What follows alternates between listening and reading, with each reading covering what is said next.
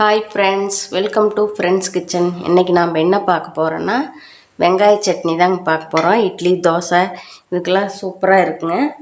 அதுக்கு அடுப்பில் கடாய் வச்சு எண்ணெய் விட்டுக்கலாங்க. எண்ணெய் சூடானதும் உளுந்து ஒரு ஸ்பூன், கடலைப்பருப்பு ஒரு ஸ்பூன் போட்டுக்கலாங்க.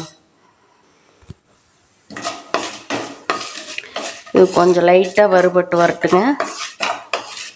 இந்த அளவுக்கு வறுபட்டு வந்ததையும் காஞ்ச மிளகா 4 போட்டுக்கலாங்க. காரத்துக்கு தகுந்த மாதிரி போட்டுக்கோங்க. நாங்கள் காரம் கம்மியாக தான் சாப்பிடுவோம். இஞ்சி கொஞ்சமாக சின்ன துண்டு, பூண்டு ஒரு 6-7 பல், பெரிய வெங்காயம் 2 போட்டுக்கலாங்க. இதெல்லாம் நல்லா வதக்கி விடலாங்க.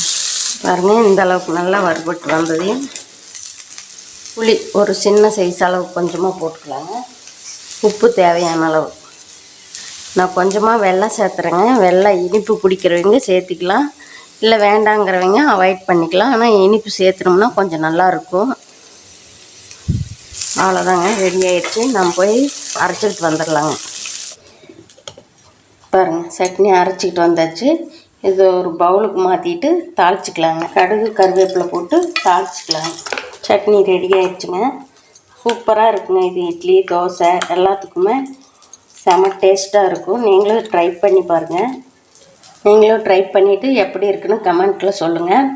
இந்த வீடியோ உங்களுக்கு பிடிச்சிருந்தால் லைக் பண்ணுங்கள், ஷேர் பண்ணுங்கள், சப்ஸ்கிரைப் பண்ணுங்கள்.